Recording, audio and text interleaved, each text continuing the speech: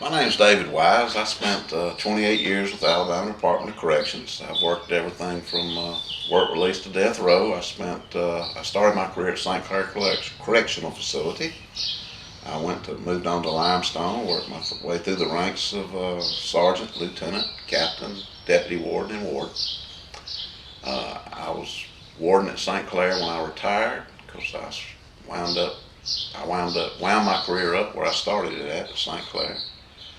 My education background, I have a BS degree from Jacksonville State University, and I have a master's degree from Auburn University at Montgomery in criminal justice.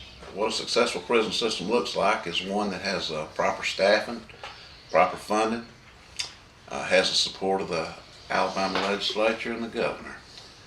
One that's run constitutionally, one that's run maybe in accord with something like American Correctional Association standards, one that's run with the National Institute of Corrections standards, and one that's constitutionally sound in all the areas of medical, mental health, and above all, security and protection of the public. Biggest challenge to prison reform in Alabama right now is the condition of the facilities and overcrowding conditions. That's the biggest, and then of course the big one, of course, is having the proper funding to run the prison system correctly. I think we focus too much on not that I think taxpayers' dollars should be wasted in prison as opposed to education or anything else, but I think we focus too much on being the cheapest prison system in Alabama. When you run, or in the country, when you run the cheapest prison system, that's what you get. We have to have proper staffing. We have to have adequate facilities and constitutionally sound facilities to have a proper prison system.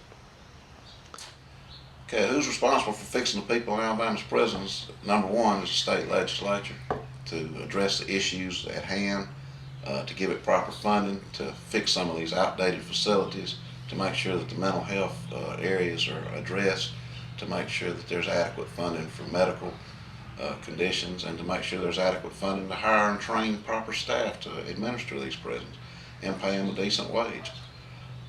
Number two, the governor. Of course, the governor and his leadership will bring this about. And of course, the prison commissioner himself must implement these changes, and these changes must be made. He must advocate for these changes. He and his staff must make the legislatures and the governor and the public aware of the problems that exist in the Alabama prison system today.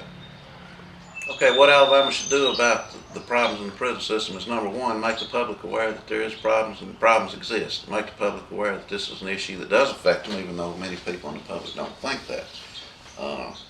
You can't just throw people in prison and lock them away and forget about them. We have to take care of them, irregardless. That's our system of justice in this country. You're going to have to make people aware. You're going to have to make the legislature aware. The legislature is going to properly fund the system to make it viable. The governor is going to have to show leadership, and the commissioner is going to have to advocate for changes in the system. You've got to properly staff the prison. You've got to properly fund it. You've got to make sure it's run constitutionally and humanely.